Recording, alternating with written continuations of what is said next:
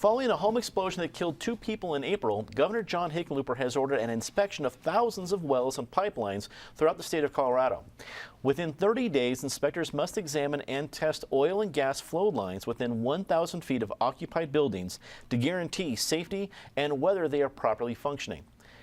Patty, this didn't really have anything directly to do with fracking because this was just a line that was cut and was more about development. But do you think this situation will affect the fracking argument here in Colorado? Well, people use fracking and oil and gas exploration interchangeably in Colorado, and we had talked earlier this year about the fact that the environment was going to be a hot button issue this year, given what's going on with Trump and in the interior, the EPA, and also that it looked like oil and gas companies were going to be in a very positive environment for them. Now we have a literal setback for oil and gas companies. You know, they'd been fighting to be able to drill closer to schools, closer to homes, and now we are going to have legislation, it was just proposed yesterday, to make sure the public documents that Hickenlooper wants people to have access to, that they will be able to have access. There's an independent federal team, the U.S. Chemical Safety Board, coming in to investigate what went on. So we're going to hear a lot about this for a long time, even though by all accounts it was a perfect storm of weird thing after weird thing after weird thing that would allow this to happen. The fact remains that Anadarko did not cap that well the way they needed to, and as a result, 2 people are dead. David, fractivists is just a term, seemed to have a pretty poor 2016. Amendment 71 passed, which is going to be hard to put any amendment in the Constitution.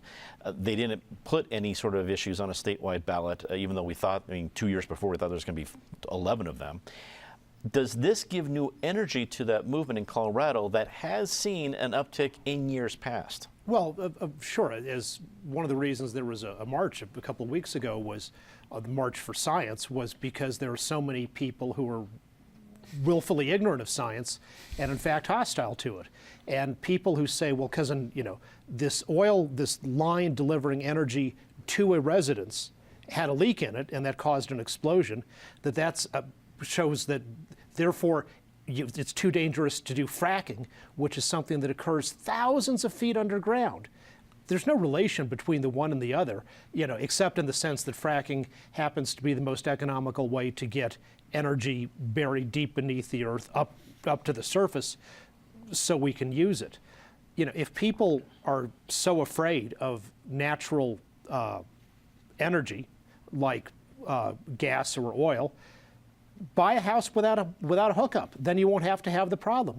Go run your house on solar and windmills or whatever else you think you can, and don't have those lines coming into your home. The governor, of course, is right that the transmission lines, which deliver clean energy like natural gas to our homes, need to be inspected and made safe. And this was an old line that wasn't being watched, and we should watch all of those things. But it's nothing to do with fracking, and it's everything to do with keeping our surface infrastructure for energy distribution in good shape. Eric, you often speak of the optics of a situation. As you look at this, and we talked about how they don't necessarily relate to each other, but what's the optics of the situation tell you? Oh, it was a horrific incident, and it's front page of the paper. We're talking about it as topic number 1 on this program. Obviously, the commercial TV stations have been all over it. As you would expect, and as the story should be covered, a family doing nothing wrong or whatever, all of a sudden a home is decimated. So the optics are awful. And politicians respond to optics. John Hickenlooper is responding. I think it's probably an appropriate response, creating quite a workload for the people doing the inspections, but an appropriate response. To David's point, I think David missed the memo that it wasn't the March for Science. It was the March for Science when science confirms my pre-existing opinion on a certain issue. That was a longer title. It was a longer title, so I guess it was just abbreviated to March for Science. There is so much emotion around this issue, and there are people who very reasonably and appropriately want appropriate regulation on fracking activity, and particularly as fracking moves closer and closer to homes, to some subdivisions, to schools, to development. But then you have the agenda being so much driven by, to use David's phrase, fractivists, or the very activist part of that community that just takes in a horrific incident like this, but then just blows it up, excuse the pun, loses perspective. I saw an article this morning of some community orchestra in Boulder that had the nerve to take a few $1,000s of oil and gas money to support some concert this weekend. And you know, there are demonstrations now that you have to return the money and renounce the sponsorship and all that. And oil and gas, it is how we live our lives, and it is also a major economic player in this state. And some people just refuse to accept that as a fact of life. It is a fact of life. It may not be a fact of life 100 years from now, but it's going to be a fact of life for the rest of our lifetimes, and Miss Sandoval's lifetime as well, who's a bit younger than us.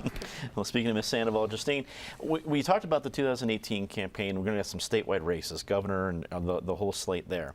And you have that, you always have the conflict between rural voters and urban voters. But on this issue, it's really split. You have people in the middle of urban areas that don't want a well anywhere near them, see an event like this and say, oh my gosh, we need to do something about this. Even if it has nothing to do with fracking, that it still raises that emotional scale. And then rural voters that are saying, hey, some of this is really our livelihood since we can't make everything else work all the time.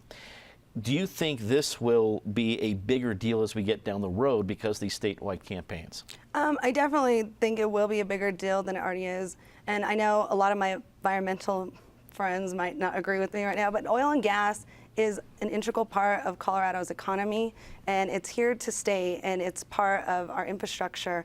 As we continue to grow and we build more homes near gas lines that were there before, you know, a lot of this growth in Colorado, we have to take precautions. I think the governor was right to call for these reports and to really look at a lot of these gas lines that have been ignored. A lot of them haven't been documented or mapped out, or they don't even know where some of these lines are. So I think that it's important now that we start to take proactive solutions to kind of curbing some of the fears that people have when it comes to oil and gas, especially as people start to live closer and closer to these wells. So I definitely think it'll be a bigger issue, especially as those communities grow, and we'll have to see how that really plays out.